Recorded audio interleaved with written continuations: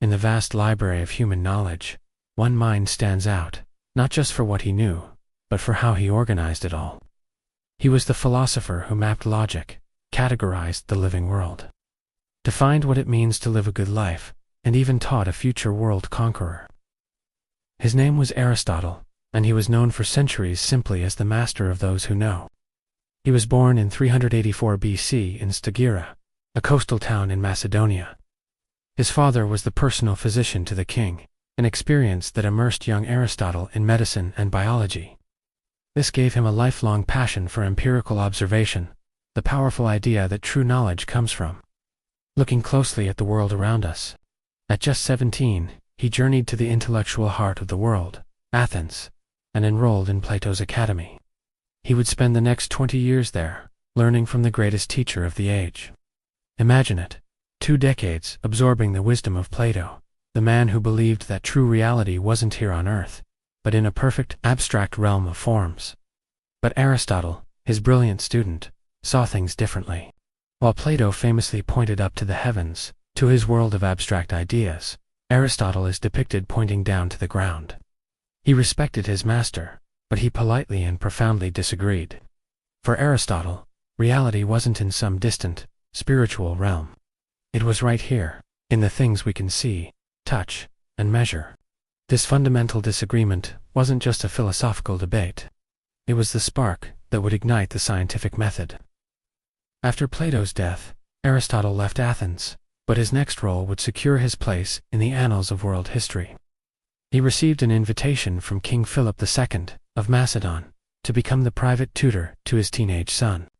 That boy's name was Alexander, soon to be known to the world as Alexander the Great. For 3 years, Aristotle shaped the mind of the young prince, who would go on to conquer most of the known world.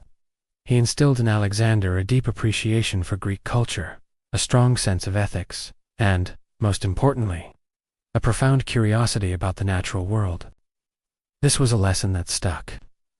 When Alexander later marched his armies across Persia and into India, he didn't just bring soldiers, he brought scientists and researchers who collected plants, animals, and all sorts of new information, sending it all back to his former teacher in Greece.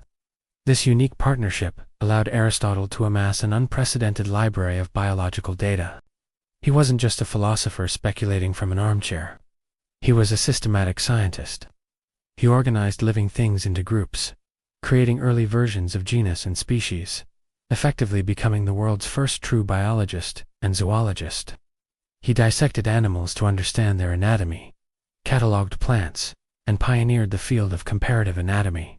He was the world's first great field scientist, all thanks to the conquests of his former student. In 335 BC, Aristotle returned to Athens, now a renowned intellectual in his own right, and established his own school, the Lyceum. Unlike Plato's academy, which focused on abstract mathematics and philosophy, the Lyceum was a hub of hands-on research and classification. Aristotle famously taught while walking through the school's shaded gardens, earning his followers the name Poetics, which means those who walk around. But as incredible as his work in biology was, Aristotle's most fundamental achievement was in a different field entirely: logic. Before Aristotle, arguments were messy and often relied on emotion and rhetoric. Aristotle invented formal logic, creating a system to analyze arguments with mathematical precision. His greatest invention was the syllogism, the elegant 3-part structure of deductive reasoning. It goes like this: Premise 1. All men are mortal. Premise 2. Socrates is a man. Conclusion. Therefore, Socrates is mortal. It seems simple, but this was revolutionary. It gave Western civilization its first universal tool for determining whether an argument was valid or not.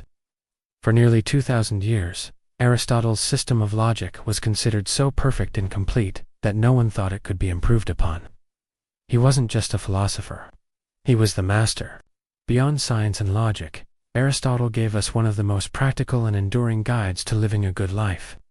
In his masterpiece, the Nicomachean Ethics, he asked, "What is the ultimate goal of human existence?"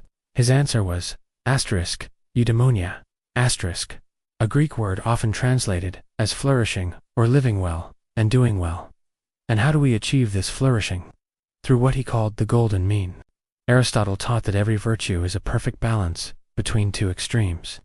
For example, the virtue of courage is the midpoint, the golden mean between the deficiency of cowardice and the excess of recklessness.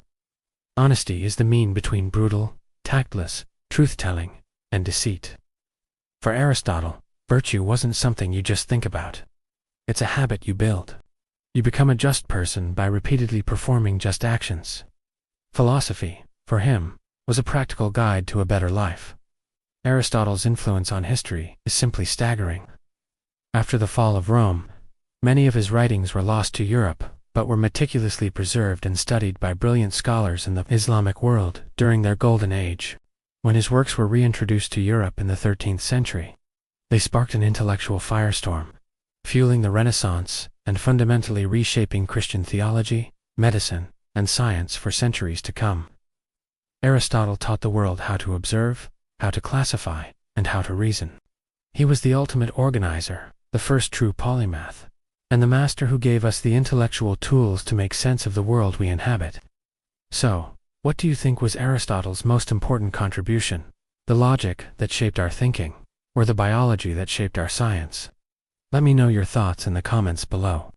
If this story of the ultimate thinker fascinated you, please hit that like button and subscribe for more deep dives into the minds that shaped our world. Thanks for watching.